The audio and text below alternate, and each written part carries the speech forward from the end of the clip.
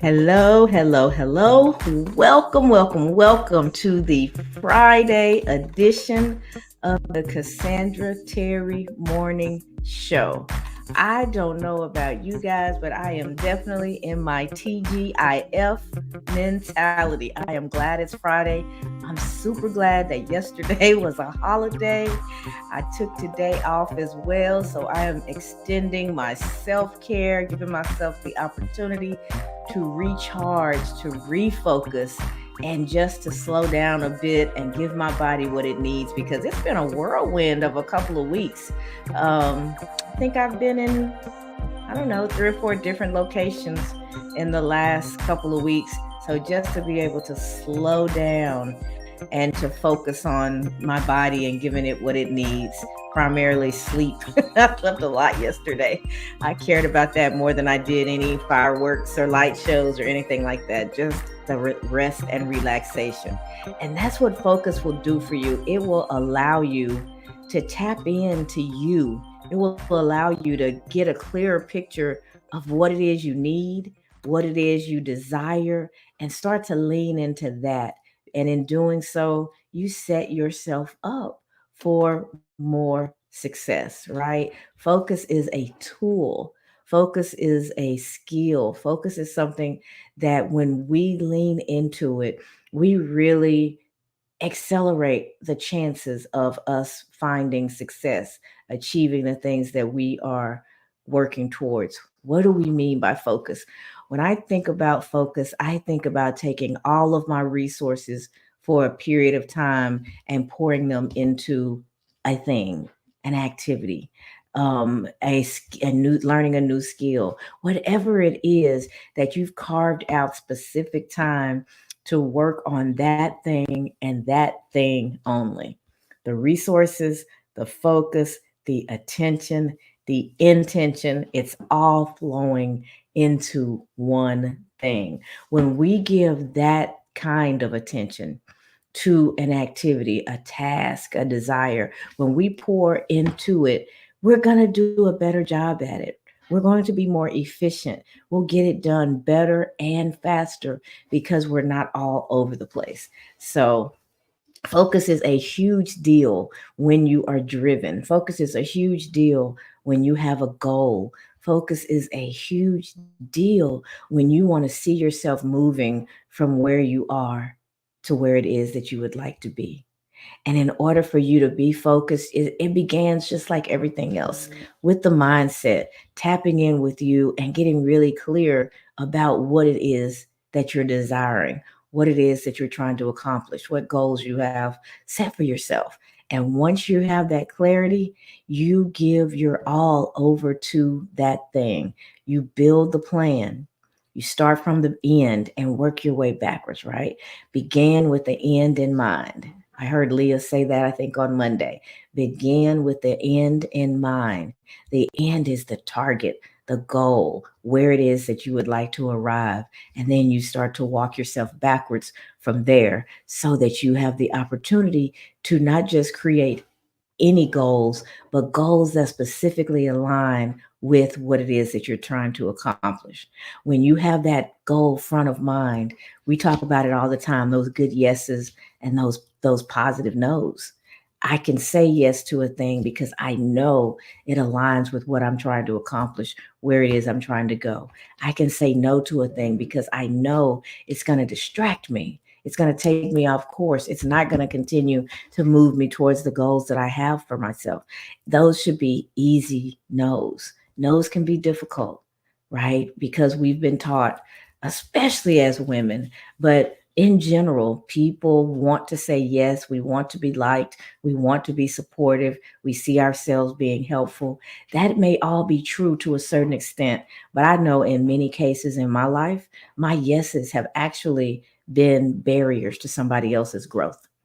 I've said yes to things that they've asked me for when I knew that it was something that they should manage on their own. I've said yes when I knew they were creating problems for themselves and not really digging in and learning the new skills or making better decisions because they saw me as a relief valve. Sometimes our yeses hinder the growth of other people. So you want to make sure that you're discerning and that you are really sure that the yeses that you're giving are going to be beneficial and keep you on task and moving in the direction of your desires. I see a couple of people have dropped comments already. Fabulous Friday, everyone. Grateful for another amazing day. Me too, Conchita. I woke up like always with my gratitude, and I was so happy to wake up and to feel so energetic, to feel so alive, to feel clear of mind when I know I was up late last night. I slept a lot during the day yesterday, just had a lazy R&R type of day. And so when it came time to go to bed, I was still up and I started to channel surf, which added to me being up. And before you know it, it had gotten quite late before I went to sleep. So I didn't know what condition I was going to be in when I woke up this morning, but I woke up bright eyed and bushy tailed and full of life and energy. And I am absolutely grateful for that. And I know today I was a little bit less concerned about how much sleep I got because I knew today was another one of those days where I could take it easy. I could ease in and out of activities and not have such a crazy schedule. So I am absolutely grateful for this day. And I'm grateful that you guys are coming in. Euphema or Euphemia, I'm not exactly sure how to pronounce it, but welcome, welcome, welcome. She says, "Hi, everyone. I'm happy to get the room on. Been wishing to attend." Well, I am so glad to have you here. I think this is the first time that that at least that you dropped a comment so that I would know that you're with us. So just know that you are welcome and that we are extremely glad that you are here as well. And that the prayer is that something is said today that lights your fire, that gives you clarity, and you grab hold of that thing and implement it into your life, disrupting any patterns that you may have so that you can set yourself up to have the change necessary to create the life that you desire. So that is directly for you, Euphemia. I wish it for us all, but just a welcome acknowledgement and prayer for you in this moment. Lita, hello, hello, hello. Welcome, welcome, welcome. I'm going to be back in the DFW area in a couple of weeks, so maybe I will see you and some of the sisters of Theta. I'll have to find out what y'all are to have going on when I'm there and see if y'all let me sneak in. Conchita says sometimes our yes becomes a hindrance to others and makes us an enabler of their faults or their weaknesses. Exactly. That's exactly the role that I've played in the life of several people. And even though I got to a point to where I could somewhat see it, that no was still very, very difficult for me. I don't want people to feel like I don't care about their circumstances. I don't want them to feel like, they're just out there on their own. And then I realized that their circumstances are never going to change if I keep contributing to their bad decision making, if I keep contributing to their way of life and them not taking a good hard look at themselves and determining that it was time to do something different, besides reach out to me, right? I shouldn't be a part of your survival if you're not my dependent. And if you're making decisions based on the fact that you see me that way, then you'll never make good decisions for yourself as an adult able to stand on their own. Sometimes we have to give that tough love to our kids. My husband is so much better at it than I am. I just want to swoop in and save the day and make everybody happy. And he is much better at going, some grown folks need to be grown folks. You just have to let them adult. Let them know that you're there and you care, but caring does not mean solving their problems, especially when they're self inflicted, right? If they're not focusing in on the decisions that they're making, if they're not focusing in on how they're living their life and how they're using you in that living of their life, if they're not focused in, nothing is going to change. The patterns have to be disrupted in order for you to have a different outcome. Same behavior, same outcome. Different behavior, different outcome. And sometimes folks are not strong enough on their own to make that switch. So just you being different in how you interact and not being that guaranteed yes. Sometimes it'll shake them up and it'll make them start to look at things a little bit differently, right? I'm not talking about being selfish. I'm not talking about being stingy. I'm not talking about any of those negative things. I'm talking about being discerning and taking a look at life and your relationships and how you're showing up for people and how they're showing up for you, and being able to honestly focus on that and give it a good assessment, and your insides will tell you. As much as we like to lie to ourselves, and sometimes, we'll build ourselves up, we'll say things when we know that that's not exactly how it went, to build ourselves up, and we get all big and huffy and puffy. But underneath is that realization that something's off, and we're reacting to that something off emotionally instead of taking the necessary actions to change the situation, right? My nose get me all tangled up in my stomach, and I don't feel good. I feel like a bad person, and all that messaging playing in my head, and I just have to stop and go, now, Cassandra, you know you know what the journey's been, you know what you've contributed along the way, you know what your responsibilities are, and you know when you're making a good decision and when you're not. You know when somebody's talking to you and they're not quite telling you the truth. You feel it in your gut.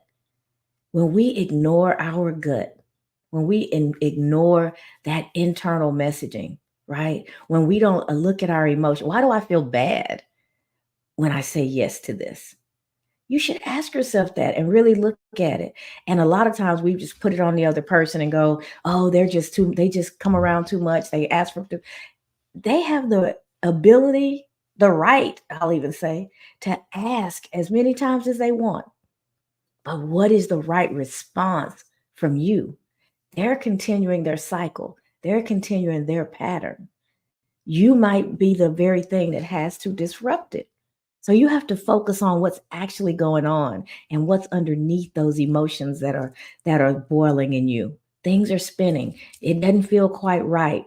And we will just push it down and barrel ahead in the name of being nice, in the name of being liked, in the name of being helpful, when at our core we know it's not the right decision.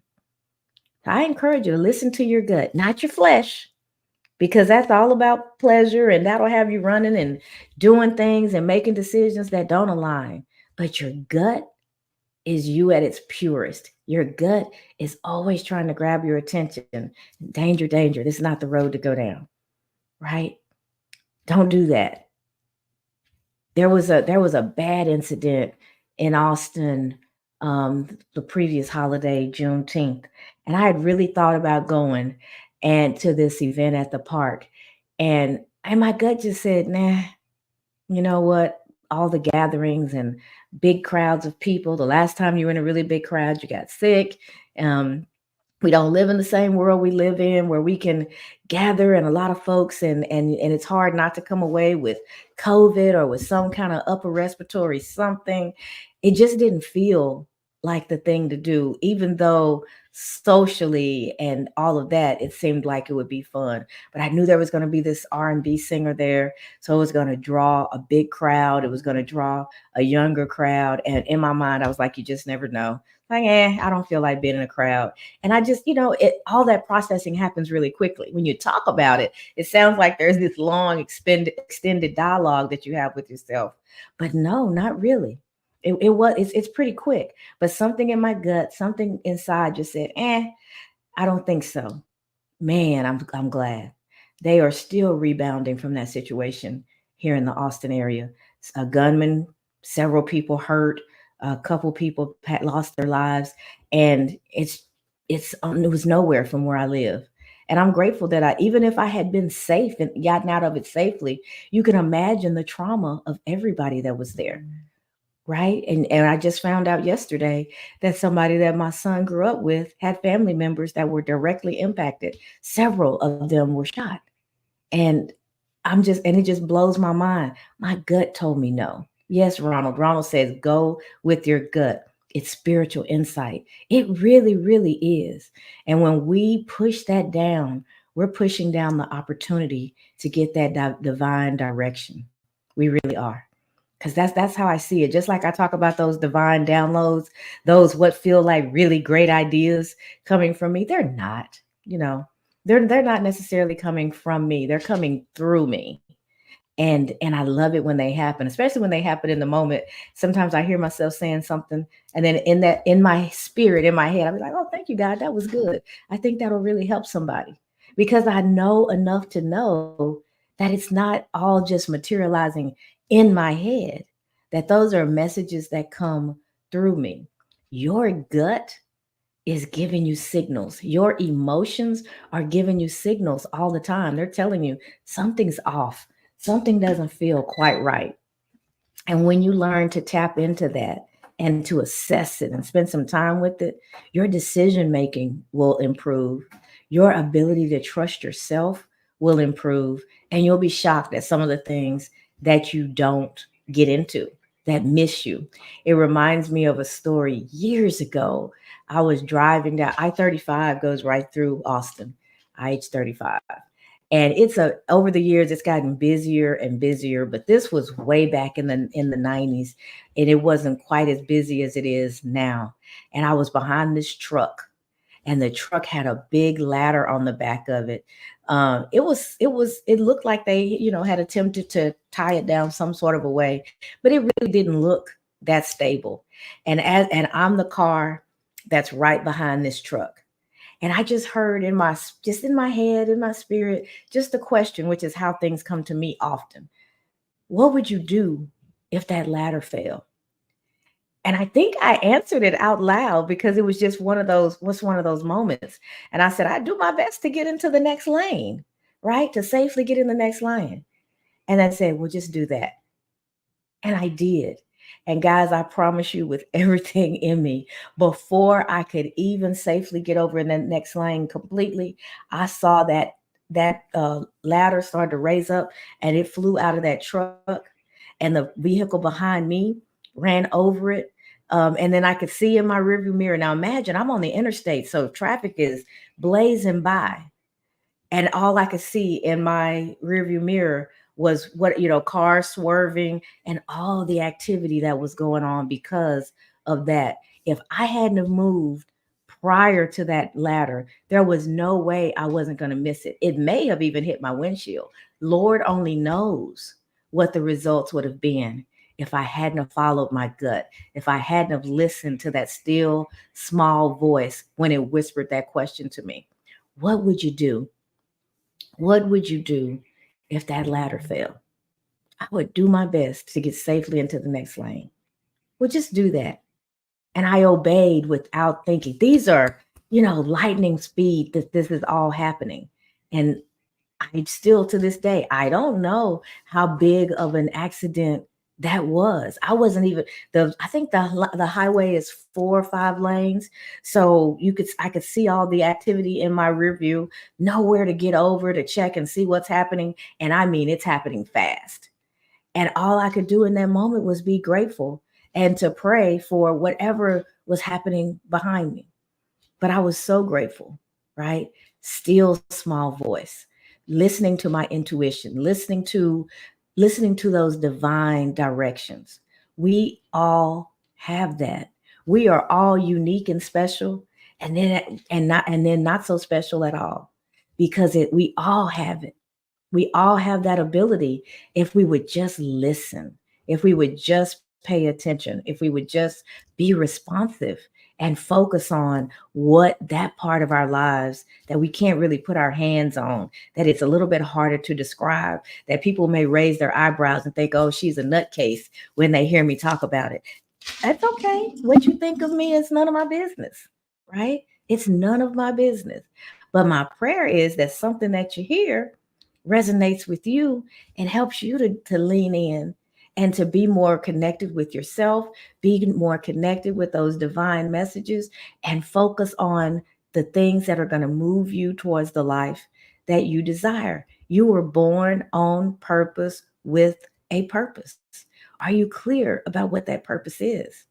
If not, then it's time to slow down and to focus and to spend some time with yourself in prayer, in meditation, whatever it is that you do to mentally and emotionally slow down and tap in and see what shows up. Your purpose is right here, right now. Has always been there. But you have to slow down and allow it to materialize. Allow yourself to see it. If you start to think back over your life and think about your natural gifts, think about what you are known for, what do people always come to you for? Right? It may not be a thing, like a talent like singing or drawing or some of those things, right? There are some folks that are just naturally talented in those areas. But are you a supporter? Are you an encourager? Right? Are you a clear thinker? So you're a mediator. You can help people see both sides and start to move towards each other instead of just fighting to get their point across. There's so many gifts. There's so many purposes that could be you, but you have to slow down and do that assessment and give yourself the opportunity to see what materializes. When I look back over my life, I'm like, it's funny. I'm sitting here with a headset on right now, but I've been doing this in some form since I was a child, right? I've been talking to people about big topics, and even I think I have behind me there's a little sign that has my name, and it talks about some of the characteristics of my name. I think my husband bought that thing probably 20 years or more years ago. And it talks about being able to take big things and break them down to small tasks, being able to explain complex things. And I've been like that since I was a kid. I didn't put any value in it until, fairly recently, honestly, because I couldn't see the thread. I couldn't see the tie. I could look around. Y'all, if y'all haven't had the opportunity, sometimes my mom shows up and she's saying in different events that I have. Beautiful singer. My sister, beautiful singer. Lots of artists in my family. They can draw, they can paint, they can do all kinds of things. And I would look at myself in comparison to them. And although they have always treated me like I was some sort of a sage or something and come to me with their issues and wanting to talk through things, I didn't really see the value in that. I just saw that being a big sister, right? I'm just being a good big sister. So I couldn't see how those experiences playing out over and over in different parts of my life were showing up, were giving me clues to what my gifting is, right? I can sit down and I can encourage. I think I can inspire and motivate. I think that's why folks show up. That's part. And when you think about your abilities, even now, y'all, as long as I have been being coached and counseled and working on the self-esteem, even now when I hear myself say that, there's a little twinge of a mama. Oh, you sound so boastful. You're gonna turn people off. No, if I turn somebody off in being honest about how I see myself and what my value is, they weren't supposed to be here anyway, right? That's not somebody that's interested in me and me and at my fullest, right? Me with the volume turned up. I'm telling you, turn the volume up. Whoever it repels shouldn't be in your space in the first place, and those that are drawn to you are the people who are a part of your should be a part of your life in this journey, in this season that you're in. Turn up the volume, take up space. Do not be small and quiet and meek. Don't shrink yourself to make someone else feel big, right? Those are not your people. But when you can show up and you in the power of who you really are, and you can speak your opinion, and you can just be you, and there's somebody there with a smile on, there's somebody there reaching out and wanting to be a part of your space. Those are the people who you should be leaning into, not the ones that you have to alter who you are for. If they need a watered down version of you, they don't really deserve to be in your space. They're not for this season. Maybe they played a role before, before your growth, before your transformation, before your ability to see you and who you really are. When I look in the mirror, I see a person of value, right? I know that if I come into a space, that space is better. Why? Because I'm going to bring my energy, I'm going to bring my light, I'm going to bring my positivity, and I'm going to work hard and do what I can do to make that space better. That's not bragging. That's not boastful. That's intentional. That's being purposeful. That's seeing the value in you so that you are in a position, right, to be the best version of yourself and be with those that want to be with who you honestly are, who you authentically are. Focus on those people, focus on those environments. Where do you feel the most authentically you? And celebrate it as so. Man, those are the places I like to be, because there's so much that you're going to get out of that, and there's so much that you're going to give in that. It's a reciprocal space. You're growing, you're learning, they're growing, they're learning, you're being supportive, they're being supportive. Sounds wonderful to me. But oftentimes we start giving away pieces of ourselves. Oh, they don't like it when I talk like that, so I better adjust my speaking. I better adjust my volume because I can tell I'm making them uncomfortable. I better not take up so much space because there's other people who want it.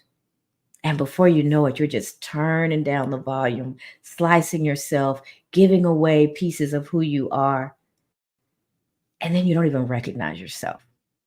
You want to not only recognize, but honor and love that reflection in the mirror.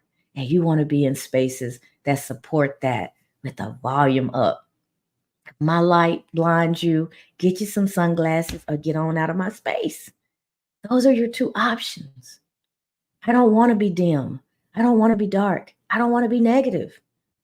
And if me being light and me being positive and me taking up space and me being honest, if that offends you, you shouldn't be here. This isn't the place for you. And that's okay. That's not a negative. That's not a I don't want you around. None of that. But you have the right to be in spaces that inspire and uplift you.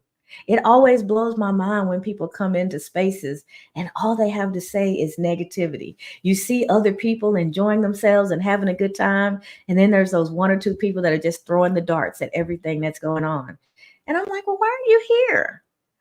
There has to be a place where you belong and where you're going to be uplifted and motivated. And if this isn't it, just gracefully exit stage right. Go off and do something else. It's okay. There's nothing that says you have to. But don't hang around and bring negativity into an environment because you don't like what's going on in it.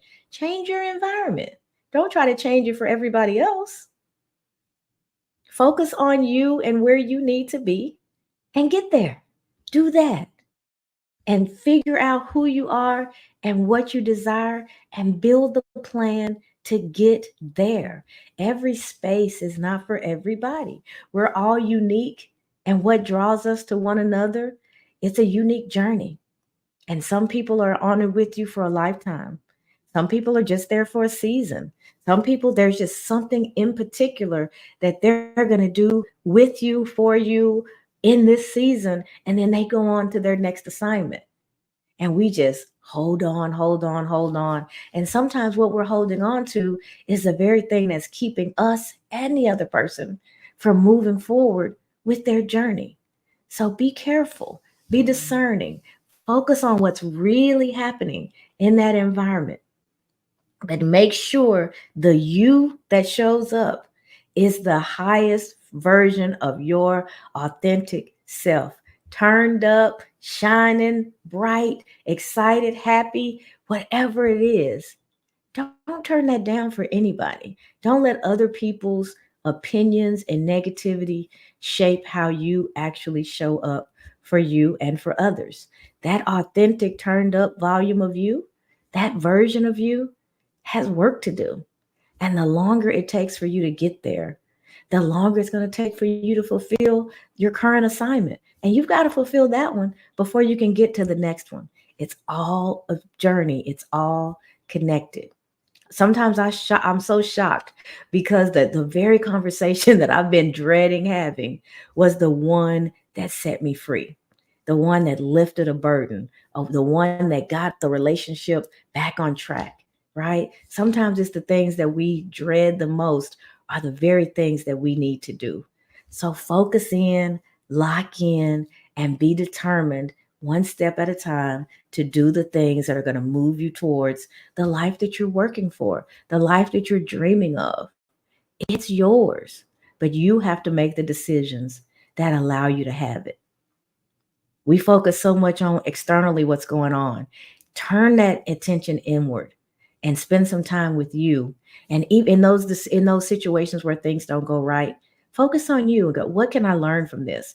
What can I do differently? And then keep moving forward. Learn from those situations, incorporate that learning, and keep moving forward.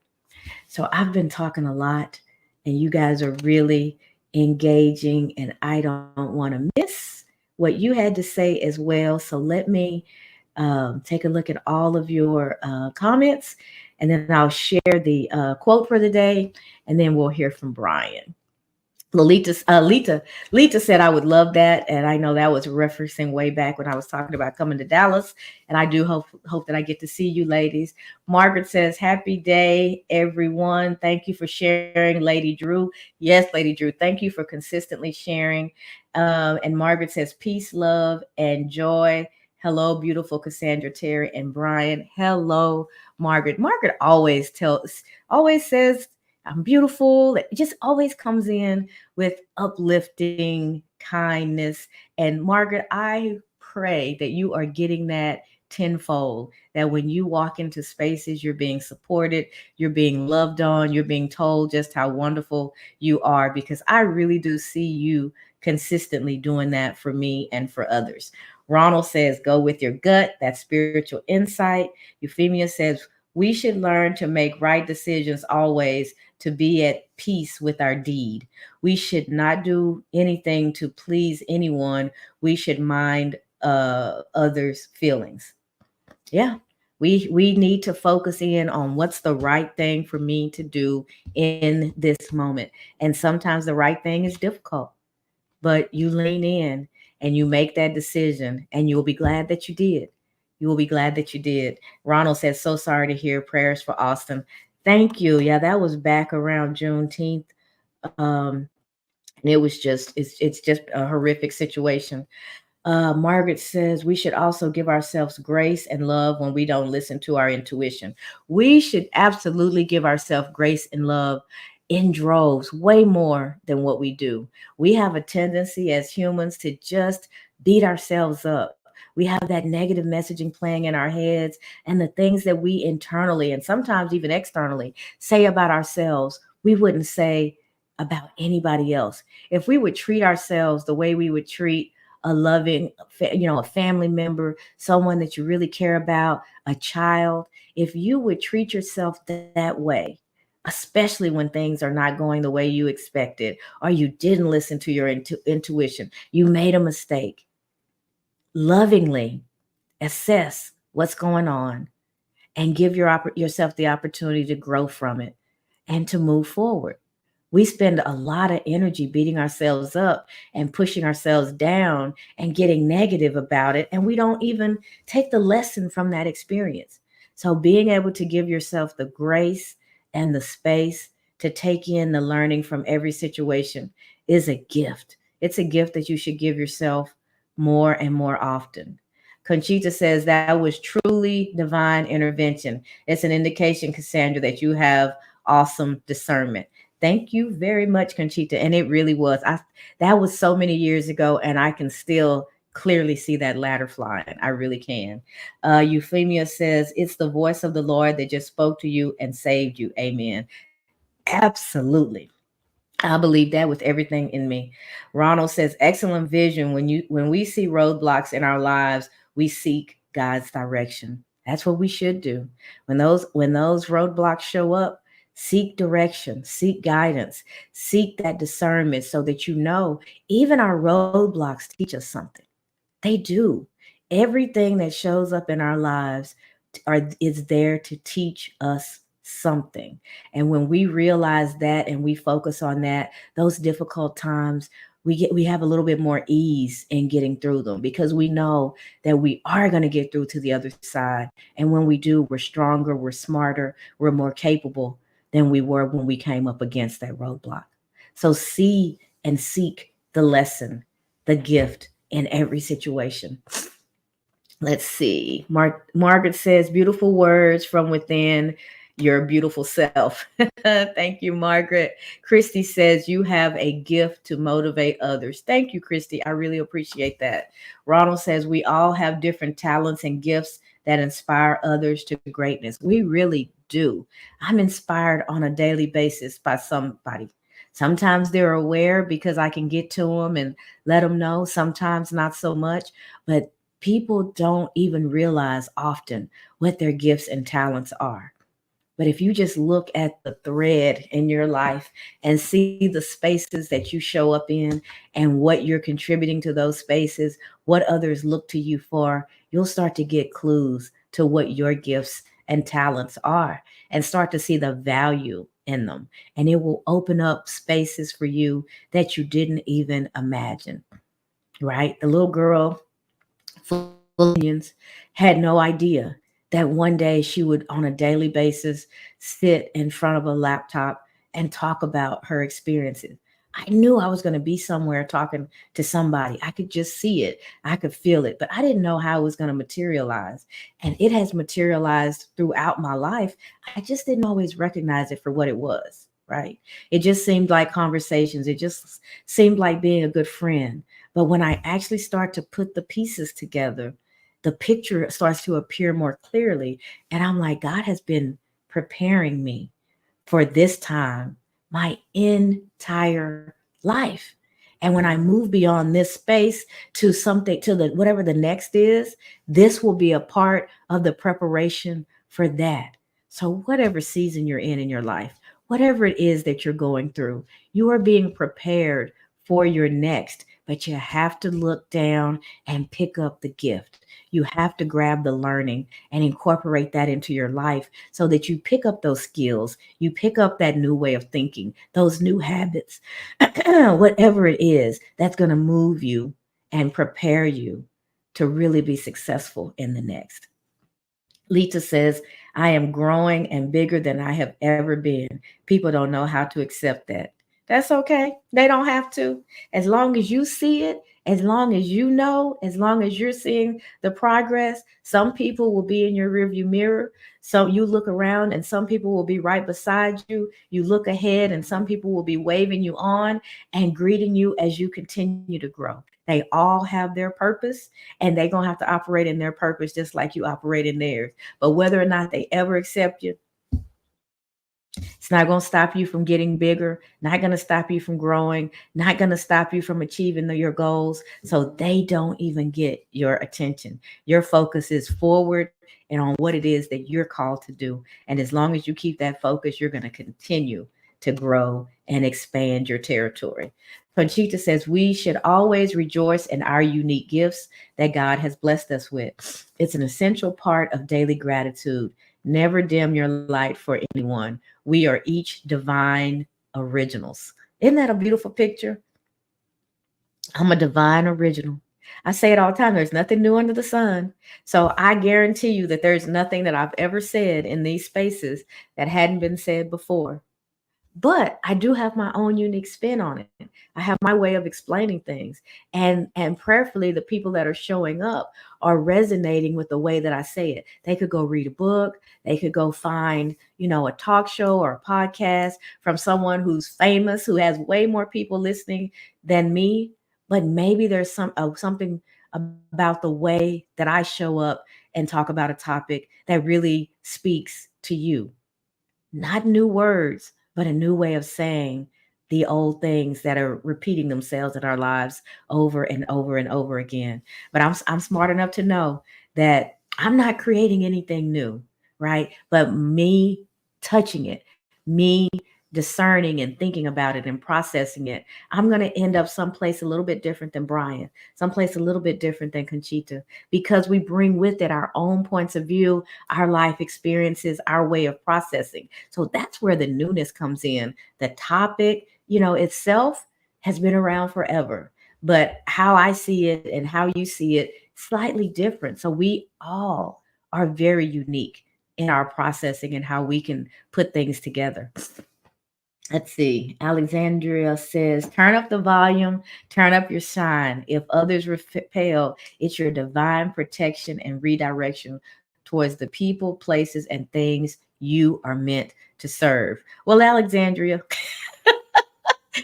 I need to copy that because you said it so much better. But yes, that's exactly what I was trying to say. So let me share that because it perfectly says what I try to say all the time. Turn up the volume, turn up your shine. If other people repel, it's your divine protection and redirection towards the people, places, and things that you are meant to serve. Those are not your people if they're repelled. And we want to go and convince them not to go. Oh, that's not how I meant it. What I was trying to say is this. And you spend your time focused on the people that you weren't supposed to serve anyway. They were repelled for a reason. It's the people that when you look around that are still standing, that are hungry for what you want to have, what you have, that need what it is that you have to say, or the widget that you create, or whatever it is. Those are the people that you're meant to serve. The places where they close the door when you come, that's not your place. You're not supposed to be there. The doors will swing open widely for you if it's the place where you are supposed to be. Those things that you want so badly, you just don't ever seem to be able to hold on to them because they're not yours. They weren't meant for you. The things that you need, the things that you're supposed to have, they will show up when you're walking in your gifting. Everything that you need to support your journey is going to show up. It's already there. You have everything you need inside of you to be exactly who it is you need to be. And the rest will show up. When the student is ready, the teacher will appear. It doesn't say I'm going to sit here and I'm going to pray so hard for this teacher and I'm just going to twiddle my thumbs and one day that I have to no, you get up and you start working in your gifting. You start doing what it is that you're supposed to be doing. And that support that you so badly need is going to be drawn to you. It is going to show up. I see it all the time. People show up and bless me. Sometimes it's words of encouragement when I'm feeling a little down. Sometimes it's an invitation to an event that I otherwise wouldn't have known about or wouldn't have had the opportunity to go to. You never know. You never know. But when you are walking in your purpose, that support that you need is going to be there. That much I can promise. Margaret says, everything I need to hear right now. Thank you so much for blessing me with these words, Cassandra. You are absolutely welcome, welcome, welcome. Thank you for being here and engaging and supporting. Ronald says, I know what you mean, spirit killers, when we were talking about the people who need you to just be the lesser version of you. He also says, keep shining your light no matter what. Stay focused. Yes, that's the message of the day. Stay focused. Alexandria says, how are you taking care of what you currently have for God to trust you to receive more blessings? And listen, the Bible is very, very clear about that. If we want to be blessed with more things, we have to show ourselves, oh, the word just went out of my head, faithful. We have to show ourselves faithful over small things. What you have right now, are you using that to its best ability? The decisions that you're making right now, are they serving the purpose that's been given to you? You complain about, I just don't have enough money to get it done. Are you making good decisions with what you do have? Start with an honest assessment for yourself. When you show yourself to be a good steward over whatever it is, if you're taking good care of your body, if you're taking good care of your finances, whatever it is that you're called to do in this season, do it to the best of your ability with the resources that you currently have. and the rest will show up and meet you where you are so that you can continue to grow and expand your territory. But you can't be wasteful. You can't not make good decisions and not be respectful of what you've already been given, not have a heart of gratitude, and think that you're going to continue to expand. It seems like those are the people who really do the best, right? It seems like they're so blessed in so many ways. They just have everything. But then sometimes just for a moment, the curtain gets pulled back and you see people who you thought had it all, and they're in emotionally, mentally, they're in trouble because they focus just on the gathering, right? Be careful about those comparisons because you never really know what somebody is going through. But what you do know, what you can know without a shadow of a doubt, is what you are experiencing and how you are contributing to that experience. Do that comparison. Am I making better decisions today than I was last year? Right? Am I doing what I can with the resources that I have? Start making good choices. Start using what you have towards your purpose, and what you need is going to show up. Don't squander those blessings. If as soon as you get blessed, it's like a financial blessing and you're broke an hour later because, oh, now I can go get those new shoes I've always been wanting. But did you pay your light bill? Did you make sure you had gas in the car and food in the house? Sometimes it's so basic, but we don't think about it because we're in the routine of how the pattern of how we live our lives. And if you don't disrupt that pattern, nothing is going to change. You're going to end up in the same spot over and over and over again. You have to disrupt the pattern. And a good, honest assessment of how you're showing up in the first place will really help you make the right pattern disruption. Camille said, morning all, roadblocks or lessons. Roadblocks are absolutely lessons. We learn most in those difficult times, way more than we do when we're just sliding through on easy street. We're not thinking about learning. Those are periods of abundance and joy and a chance to really, walk in that blessing. But you're not really learning in those periods. You may learn a little bit, but it's when you have to struggle through something, when you have to be creative and find your way through, you learn so much. You learn so much. She also says, I feel our gifts and talents are what naturally come to you and are what others thought was different. That's your power right there. Absolutely. What others thought, and oftentimes you fight that difference because you just want to fit in. I know I did. I didn't want to be different. I wanted to be liked. I wanted to be just like everybody else. And the things about me that were different, I pushed them away. I tried not to lean into them. I tried to pretend like they weren't there because I wanted to be a part of the in crowd. But as I've grown and as I've looked back over my life, those have been the things that have made me special, the things that have made me me. That's where my power sits, in that uniqueness that Camille is talking about. She's absolutely right. So lean into your uniqueness. There's so much value there. It's what makes you the cherry on top, right? You're that special thing that's sitting on top of the cupcake. Don't just bat it away. Don't push it in. You don't want people to see it. Now I'm just this big red shiny thing. Everything else is soft and creamy. Why am I so different? Because you are, and your gifting is in that difference. Lean into that and see what that is, and amazing things will open up for you. Good morning, Z. I see you there. Ronald says, that's right. There's my sister Denise says, happy Focus Friday. It's true that some people can't handle your growth. Keep going. Growth is beautiful and necessary. Absolutely. It is both beautiful and necessary. Let's see. Conchita says you add the Terry touch. LOL. That was probably when I was talking about nothing new under the sun. But I have I put my own little spin on things because of the journey that I've had these 56 years on earth, right? It has taught me some things. Some are right, some are wrong. And you process through those every day and you get better and better if you're willing to do the work. Conchita, Kelly is clapping, and Denise says the Terry touch. I love that.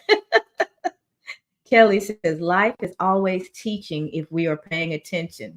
Yeah. Life is always teaching if we are paying attention.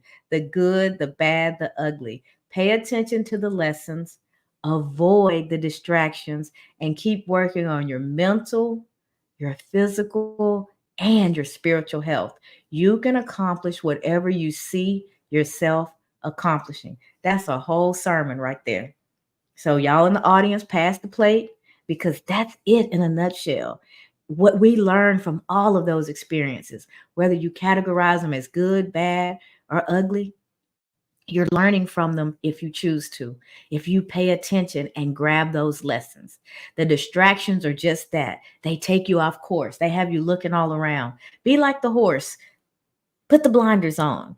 And in front of you is your destination, is the goals that you set for yourself. And don't let anything take you off the path. If you find yourself veering, course correct. Don't spend a whole bunch of time mad because you veered, beating yourself up because you veered. Course correct and get right back on the path that's going to take you wherever it is that you're designing to go. Desiring to go. You can accomplish whatever you see yourself accomplishing. That's a masterful share. Thank you for that, Kelly. He also says, Douglas says, there can be no progress without struggle. That is one of my favorite quotes. There can be no progress without struggle. We've heard iron sharpens iron. We've talked about the pressure that's put on coal in order to produce a diamond. You are going to go through some stuff on that journey. Instead of fighting against the stuff, learn from the stuff and let it propel you towards the life that you're building. Kelly also said, be your authentic you. All the other jobs are taken, guys. I joke about it. Oprah and Tabitha and Brene Brown and the people that I really admire what they've done with the talk show and the motivation and the way to that they're able to reach people, but I can't be them. That job's already taken and they doing a pretty good job at it, right? I don't want to be the next Oprah. It sounds good. It creates the picture. It kind of shows you the desires of my heart. But I want to be the best version of Cassandra that I can be. Oprah has already knocked it out the park. Oprah and Ing. There's no room for me to do what she does. As much as I love and admire Tabitha Brown, I can't mess with the lady. She is in her lane and doing it the way and giving me ideas and showing the art of the possible. But she's already taken that job and she's winning at it, right? So you don't compare yourself, you don't mimic others, you be the best version of you and allow your gifting to find you. It will make room for you. You have to walk into and take up that space. Be willing to take up that space. Jeremy, I am happy to see you here as well. Welcome, welcome, welcome. Let's see who else. That's Camille again. Michael, welcome. Dawn and Tiffany. I know you were here from the very beginning. I'm not sure if I recognized you, but I tell you, I see you every day sharing the lives, sharing the recordings later in the day. And I just want to thank you for that continued support and let you know how much I appreciate you. My beautiful cousin, Eloise Clark. Hey, Weta. She says, good morning, beautiful. Right back at you. To be me for real is back. I saw you here yesterday. Welcome back. Welcome back. Tell me your name. The pictures are too small. I know you know me because you called me, you said Miss Cassandra yesterday, but it's hard for me to see who you are. So drop your name. And then I see Vanderleia. Welcome, welcome everyone. Y'all, we are so far in. You can tell I'm nice and relaxed. I don't have a meeting that's about to happen that's forcing me to hurry, hurry, hurry. But I also want to honor your time. So let me throw up our quote for today, and then it'll be over to you, Brian. Focus on the journey, not the destination. Joy is found not in finishing an activity, but in doing it. And that's from Greg Anderson. If we focus on the journey, that keeps us in the present. That keeps us right now, right here, making the good decisions that we need to make. The destination is going to take care of itself.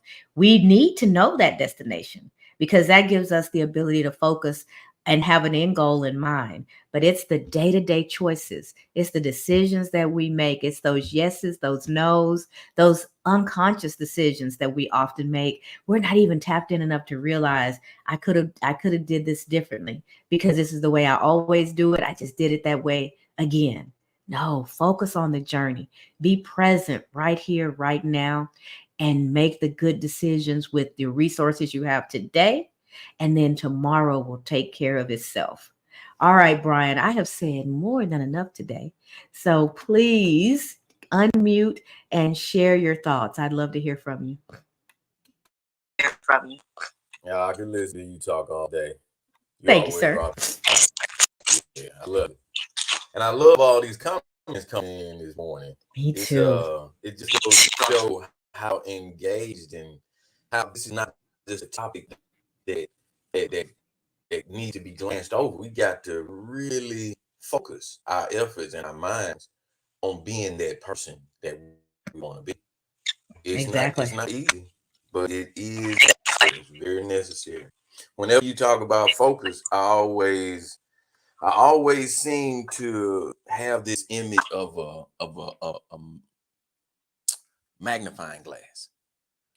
When we were kids, I used to love pulling out my magnifying glass and burning leaves.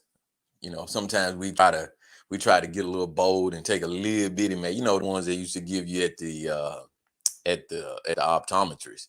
You get that little bitty magnifying glass and you say, oh, I burned this leaf. Maybe I can burn this log. But it's not enough. There's not enough lens. There's not the right perspective to burn a log. You can burn a leaf with it, but you can't burn a log. I remember my wife used to always tell me, she'd say, man, it seems like things just always go your way right on time, all the time. And I never, when she said it, I was like, nah, not really. But it's the way that she saw it. And I akin that to that magnifying glass, right? So you're looking at that magnifying glass and all you see is the end result of it burning. But you don't realize the size of the magnifying glass, the time that it takes to burn whatever it is that you're trying to burn. What I'm saying is that there's work that goes into that focus. It's not just an overnight deal. You have to practice focusing on that thing that you want. You have to get the right tools in place so that you can get the right result. And it's all about, like you just said a few moments ago, the journey, right? So I didn't get frustrated when I couldn't burn the log with the little magnifying glass from the optometry visit. I went to the store and I bought a bigger magnifying glass, right? We're going to get this log burned because this is part of the journey. I know where I want to go, but this is not getting me there. So what do I need to do? What do I need to readjust? How do I readjust or realign my focus so that I can get to that place? That was all I had. All I kept seeing this morning, I'm still seeing it, is this magnifying glass. And how when you let that light shine through, it will set a fire. But you have you got to focus. You got to focus. You got to focus. You got to focus. You got to focus. You got to focus. The word for today, the phrase for the day, you got to focus. And I can't remember who said it, but one of the quotes that we use on occasion on Focus Friday, it talks about the sun's rays and how they don't burn until you focus them. And it brings up the exact image that you're talking about. The sun's rays are, they're everywhere. But when you pull that magnifying glass out and you focus it on an object, you're actually focusing those rays and allowing them to work together towards a particular thing instead of the broadness, right? The expansiveness of what it's doing already. It's focusing in that energy, and there comes the fire. There comes the fire. When you focus, you light a fire in your life. You are focusing your energy, you are focusing your attention, you are focusing the goodness of you and your resources on that thing. And in doing so, you show up so much better for you. You do a better job. You're more thorough. You make fewer mistakes because the focus is there. All those distractions that Kelly mentioned a few minutes ago, you let those fall away. You don't give in to those because now the focus is gone. And now all of a sudden, that light that you were working so hard to create, that fire it's dissipating, right? The focus is less and less and less. And maybe there's a little smoke there. Maybe you get a little singe, but you're not actually going to fan that fire without that conscientious focus. Let's see, Grace. Hi, Grace. Grace says, good to see you this beautiful morning. Good to see you also. It's always good to have you with us. Ronald says, yes, sir. Thank you, brother. Keep that fire within focus. Yes. Have you guys ever camped? I love watching some of the outdoor shows. Some of them are a little crazy, like Naked and Afraid. But what I like about that show is they're stripped down to nothing, literally. And there's some basic things that humans need to survive. You need shelter. You need water. You need sustenance. So they have to figure out, how am I going to eat? If I eat the wrong stuff, I'm going to be really, really sick and not able to complete this journey. If I don't have fire, I'm not going to be warm. I'm not going to be able to heat up this food and maybe kill the bacteria that's in it because I'm getting it free range, right? It's not like I'm in my kitchen and I can properly prepare things. If I have the fire, it keeps the insects away. So I'm not going to be as eaten up overnight while I try to sleep. We need some stuff.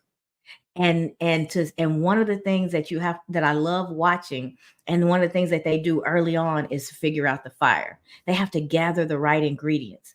They have to have something that's going to give them that spark, whether it's two sticks, and they are able to take those and rub and rub and rub until they get that spark. And man, when I tell you a spark, it's just a little spark. But if they do it right, if they have the right activities going on at the right time, if they concentrate and they focus, when they see that spark, they don't dump all of the leaves and things that they've gathered. If they dump all of that immediately, that spark goes out.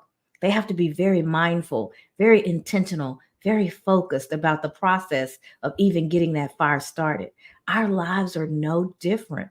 The more mindful we are, the more focused we are, the more attention we give to what it is that we want to create, the more likely we are to not only create it, but to be able to keep that fire going. It takes work. And that's where sometimes as humans, we mess up. We're so focused on getting the thing that we never think about the process of maintaining it.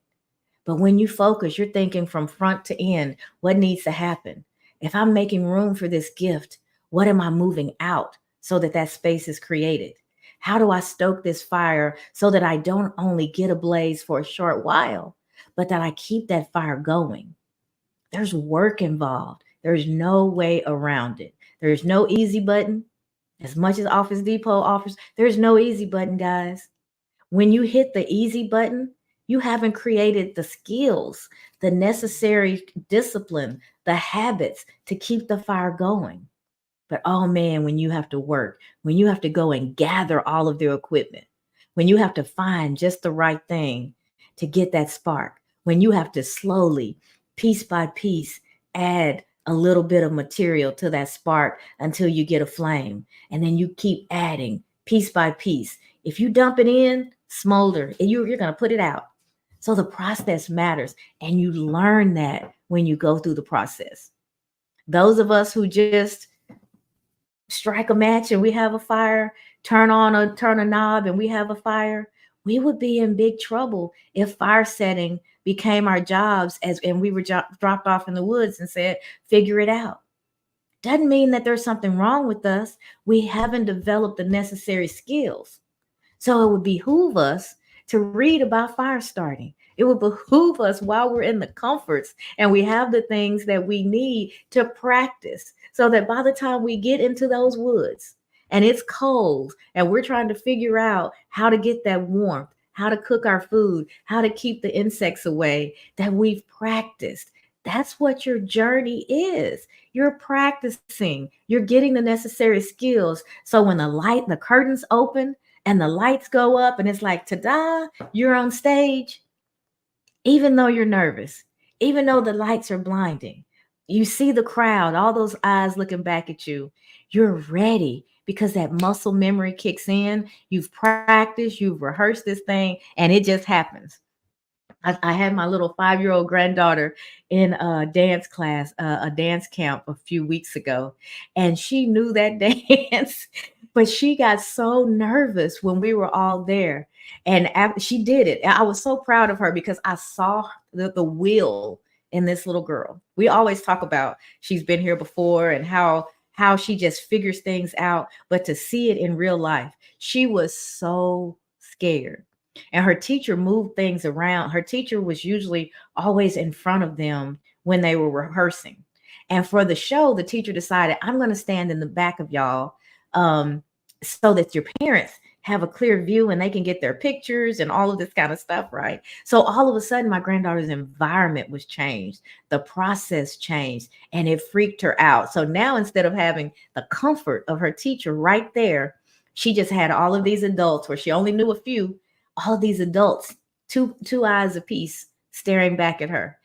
And she powered through, but you could see it on her face. She was fighting back the tears, but she did the motions because she had that muscle memory. She could get through it, but it was a very scary experience for her. And afterwards, she said there were too many eyes looking back at me.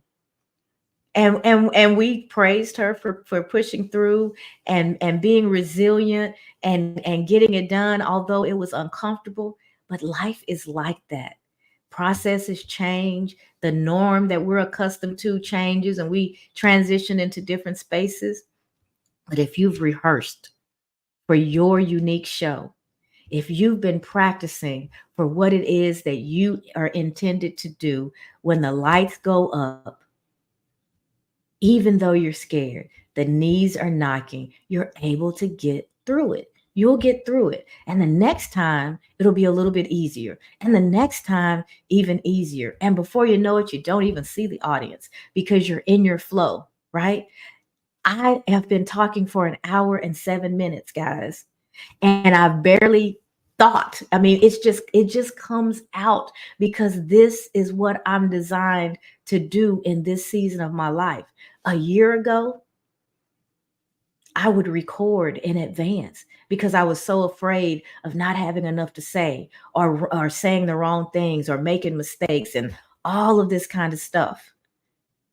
I don't worry about those things anymore. When bad stuff happens in my environment, the lights fall over, the technology fails, I just work it in to whatever I'm talking about because that's what life is. Life gets messy. It doesn't flow exactly the way we want it. But what I can promise you is if you keep showing up for you, if you keep walking in your gifting, you will go from needing the comfort of recording and replaying and redoing to being able to sit and talk for over an hour. Whatever your space is, it will get easier. It'll come easier. It'll become a part of just who you are and how you are. It really will. That's what practice does. That's why in sports or any other thing, you practice first. Life is dress rehearsal, guys. We are practicing at all times for our next level, the next phase. But when we realize that we're practicing and those mistakes come, they're not so difficult to manage. Of course, you made a mistake. You're practicing, you're learning, you're figuring it out.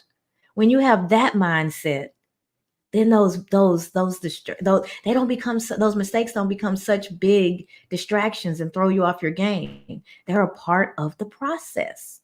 Know that they're a part of the process and don't focus so much on the fact that you made a mistake. Focus on what you can learn from it so that you bring it in and inform what you're going to do next. Kelly says all you were seeing was the magnifying glass. That was a subliminal message of focus. Focus is will and skill. Powerful reflection and analogy, Brother Brian. What a dynamic team. Love listening to the both of you. Focus is present with presence and adjusting. Kelly, you are such a sage. I love your shares because they create a picture. They're just, I don't know, they're just deep and prolific, and it's always a blessing when you can be in the space and you can add along with everyone else. You guys just keep adding to what we already have going on here, and that's what makes it work. I don't think anybody wants to just hear me talk for it over an hour. But when we get Brian adding his special sauce to what's going on, when we bring in the quotes and you all add your engagement, when we put it all together, that's where the magic happens. Conchita says the essence of being is similar to a fire that can never be extinguished. This is what causes us to continuously evolve and the internal light shine brighter. I like that. The essence of our being is similar to a fire that can never be extinguished. This is what causes us to continuously evolve and the internal light shine brighter. Man, y'all just deep. My audience is deep. Y'all are some deep thinkers. Y'all are transparent. You are so willing to share, and we're all better for it. So I am so grateful for each and every one of you guys on this Focus Friday. Let me jump over, and if you are willing to focus, there are some things that you can expect to receive as a result of applying that focus to whatever it is that you intend to do, starting with increased productivity, right? A lot of people think if I just do one thing, I've got all this other stuff that I need to do, and it's going to slow me down. The opposite is true. When you focus, your productivity actually goes up because you're going to start getting those things done. Things will move from your to-do list to your to-done list, and you can move on to the next thing. When you're scattered and you're trying to do a little bit of this and a little bit of that, you make progress on several things, but nothing gets finished. So you're always in this whirlwind. So as counterintuitive as it seems, focus increases your productivity. It also improves your output. You get a higher quality output. Why? You're going to be more locked in. You're less likely to make mistakes. If you do make a mistake, you're more likely to catch it early on and have time to adjust it. So not only are you getting more done, but you're getting it done better. You can expect to actually achieve your goals, moving them from to do to done, because you are locked into that thing. You've carved out specific time for it, and you're doing the work to get it done. It reduces stress. How? Well, have you ever been in a whirlwind? Have you ever been trying to juggle so many balls that if you take your eye off something just for a moment, this ball drops, and now you're running to try to pick that one up, and that ball drops? That's stressful. It's a very stressful way that we live because our attention spans are so short. We're trying to do so many things all the time. If we just step back, if we time block and say from this time to this time, I'm focused on this. And then I'm going to give myself a short break. And then from this time to that time, I'm going to focus on that. And I'm going to give myself a short break. You're not so stressed. You're focused. You're driven. You're getting things done. The productivity is going up. The quality is high. You're feeling good about yourself because you're getting your goals achieved, and you're less stressful. You're more calm. You're more centered. You're more at peace. Try it. Try focus. It also enhances your creativity. I think we talked about this a little bit earlier in the week. It feels like if you're setting goals and you're focused on something that you're kind of boxing yourself in. But think about it the same way Brian and Kelly talked about that magnifying glass.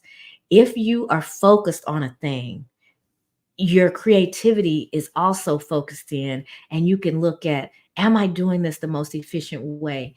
Are there other things, adjustments that I can make? Are there other ways to look at this thing and come at it? It actually allows you to be more creative because all of your all is into that particular activity. So you're not boxed in. It actually enhances your creativity because it focuses on something versus just throwing stuff against the wall and seeing what will stick. No, your creativity is enhanced by the fact that you're focused. It improves your decision making. Can't we all use some of this?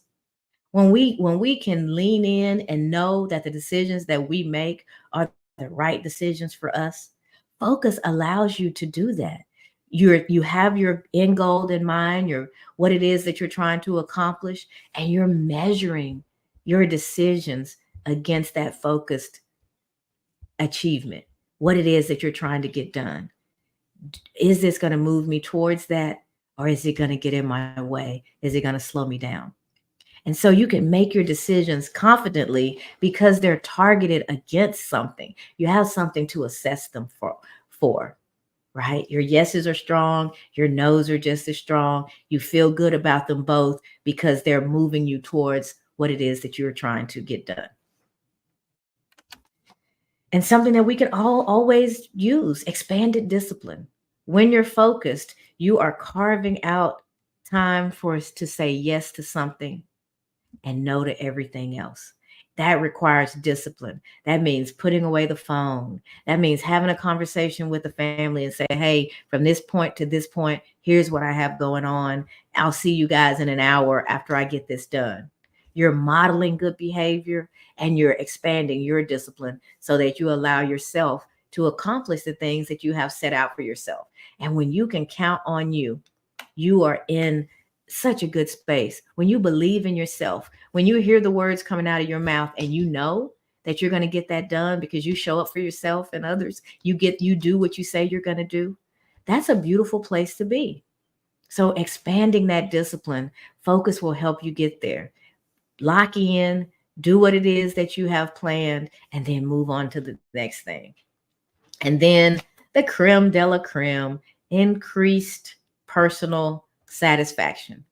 You are going to really be proud of that reflection in the mirror when you know you can count on him or her. You're going to be really proud of that reflection in the mirror when you see yourself knocking those goals down, getting them done, moving them from to do to done. Feels great. You're satisfied, you're proud, you're accomplished, you're building your self-confidence, you're building your resilience. You know that you're going to do what you need to do to accomplish what you set out to accomplish. And that feels fantastic. That personal satisfaction is going to increase. So those are 8 things that you can count on when you are determined, when you are focused, when you are locked in. So focus will enhance your goal setting, which will enhance your achievement of those goals, which when all is said and done, enhances your relationship with you, increasing that personal satisfaction. So that is what I had to share with you guys today. I am so grateful for y'all letting me go on a bit because we're an hour and 17 minutes in. We're longer than typical. So I've spent a little bit extra of my day with y'all, and I could not be happier for that. Lita, I see your name showed up, but I don't see any words there. So if you tried to leave a comment a few minutes ago, it didn't come through. So feel free to share it again. Other than that, Brian, what do we have coming up? What do we need to make folks aware of? I'm about out of words, believe it or not. Anything we need to share Let's talk about before we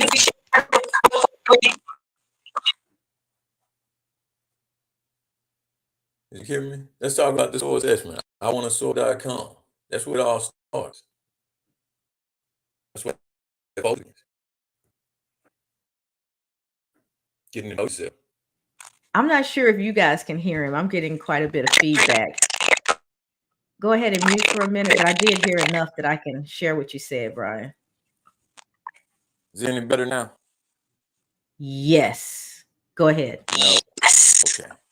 Let's talk about that soul assessment and where the focus begins. All right, getting to know yourself, identifying your strengths. I want soul.com helps you to start identifying, right, where your strengths lie, where you can start to put that focus in on, right? Do you need to get a bigger magnifying glass, right? So you come back off the law and focus on belief, right? Are your goals attainable? What are you trying to get to? What's your objective? It all starts with the source score. I want to sort.com. Cassandra, you can tell them about it a lot more uh, detail, a lot more better understood than I can, seeing as how you created it. But we do need to discuss it. Thank you for that. I don't know how well that came through for you guys. I'm going to show my age, but do you guys remember back in the day when you would change the speed of the record player and the song will play real fast? That's kind of how I heard Brian, but it could be my headset. So hopefully you guys heard him clearly. But let me do just a recap of what he just said. He was basically directing you guys to iwanttosoar.com so that you get your SOAR score. SOAR is the framework that I created for personal development and growth. And I published a book on March the 25th, SOAR Beyond Limits, Unleashing the Power Within. SOAR is identifying strengths. So the S in SOAR is strengths. The O is overcoming. So overcoming whatever limits show up in your life, be it self-limiting beliefs or any others. The A is around achieving goals, and the R is for resilience, building a resilient mindset. Those play on top of one another. They go in order. You may repeat them throughout your life, but you need to begin by knowing your strengths, seeing the value in who you are and what you bring every time you show up in a space. So that's like level one, getting to that point to where you recognize the magnificence in who you are. If you've mastered that, but you don't seem to be getting your goals done, maybe you're at a place to where there's some limits that you need to overcome. The book, the workbook, the challenges help you to identify what those limits are and to do really specific exercises to overcome them, to remove them. If you've already identified your strengths and you've done the work to overcome those limits, you've got a handle on that inner voice and what's coming is positive. You're now at the place to where it's time to start achieving those goals you have set for yourself. So you want to be in a place to where you dream. You get real clear about what it is that you want to achieve. And then we work backwards to build the plan that you need in order to get there, right? And we make sure that we're putting accountability and steps along the way so that you're actually implementing those steps, because a plan without, a goals without any activities, it's just a wish. A plan without any activities, it's just a wish. And we want to move from wishing to actually implementing the things that are going to move us towards the life that we desire. And then that last one, resilience. No matter how hard we work, how centered and together we are, life is going to life. Things are going to happen, and we have to have the ability to quickly bounce back, to move beyond those things. They may pause us, but they don't stop us. That's where your resilience comes in. So there's exercises to build resilience. There's ways that help you identify how you deal with difficulties so that you know what you have in your arsenal that's going to help you keep moving forward despite what's going on around you. So that's SOAR. And what Brian was referencing when you go to iwanttosoar.com is I also created an assessment. It's a free assessment. It's only a few questions, but what it produces is a SOAR score. And when I see that SOAR score and the immediate feedback that you get, it'll let you know, am I at the S, the O, the A, or the R? Where am I in my journey? Do I need to focus in on building up those strengths and having more self-awareness or do I need to work on that positive self-talk and get rid of that inner negative dialogue? So maybe I'm in the O space, or I've really mastered those two. It's time for me to get to roll up the sleeves and get to work. But what am I building? I need that clarity so I know what my goals are and move forward. And then when you're there, you just need that resilience that's going to allow you to keep moving forward despite what's going on externally. So go to iwanttosoar.com, take your SOAR score. I'll get an email when you complete it, and I'll be able to see where you are. And then we'll spend some time together just going over the assessment and building out personally what would be good next steps for you to continue to move forward in your personal growth and development. There's no charge for those pieces of it. There are things that I have to offer that can help you with that journey, but the beginning of it and how you decide to maneuver it, it's up to you. And I'm happy to help you get started. It's the personalization of anything that really makes it work for you. Concepts are great, but when you can actually pull something from a concept and implement it into your life, that's when the real value comes and the real change happens. And so getting that source score and having the opportunity for us to have a conversation about it will begin that personalization for you. Oh, Lita says I sent stars. Thank you so much. I appreciate that. I really do. Thank you so much.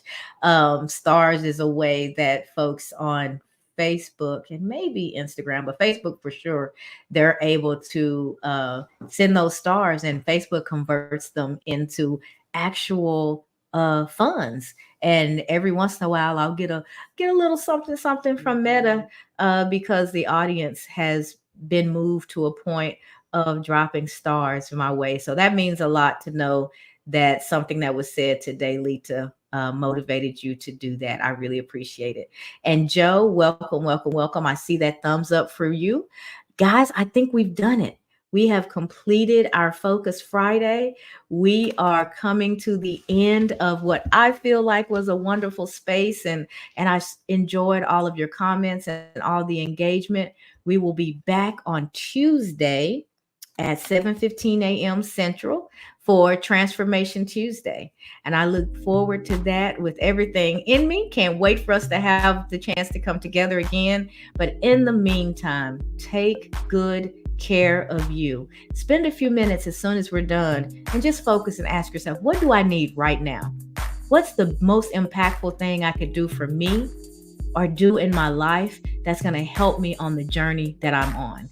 Ask yourself that and do that thing. Give it to yourself right now. Get in the habit of giving you what you need. When you put your mask on first, when the oxygen starts to get low and you put your mask on first, it's not selfish. It's preparing you to help others. It's giving you the strength that you need so that you can show up and be of service to those that you're meant to serve.